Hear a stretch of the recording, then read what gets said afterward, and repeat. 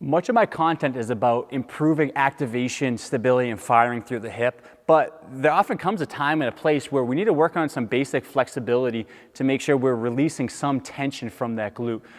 The glute med, glute min, these are two muscles that are very active stabilizers of the hip, up and down stairs, running, walking, everyday movement. So there comes a time where we might want to actually work on just basic flexibility or stretching drills. Not saying necessarily we need to increase range of motion at these, but just putting those muscles on stretch oftentimes can help release some unwanted tension in those muscles. So very simple drill to work on lengthening that glute med and glute min is if I'm in the quadruped position, I'm going to stretch this left hip. So I'm going to step my right leg back, I'm going to bring my left leg under, and then from here, I can almost roll. I'm making almost this moon, this half moon shape.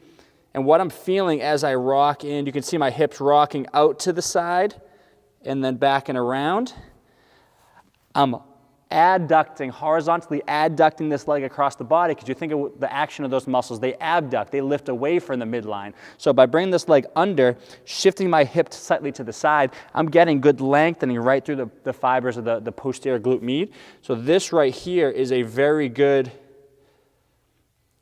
drill to work on lengthening through there again if I have a lot of tension. So typically for me, this right side is one area that I'll feel there's just a lot of tension. Sometimes there's a little bit of achiness throughout that glute depending on what I've been up to. Walking the dog a lot, adding some running, added some yard work and some strength training. I definitely feel that. But just rocking through, again, leg, knee is kicked underneath.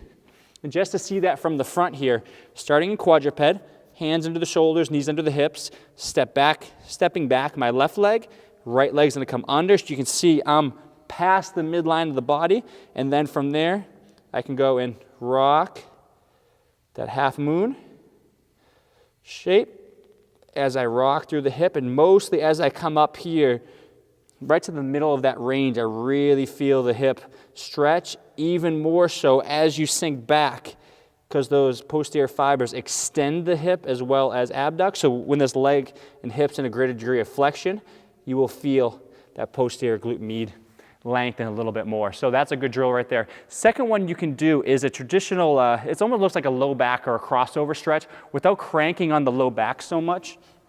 If you just bring this foot over here, again, same thing, you think of the position. I'm almost in the same exact position I was in on quadruped, so you can determine which one works best for you. And then from here, without really cranking on the low back and pulling across here, we don't want a lot of rotation. We're gonna keep that back flat to the ground, and I'm just gonna gently pull that knee across the body. And then from there, I feel right through the back side of that glute a little bit better. What I often notice on this one, depending on specific structure of your hip, some people start to feel a lot more pinching throughout the front of the hip. This is why I typically like to go to that quadruped glute stretch more than the supine crossover. But you can find whichever one works best for you.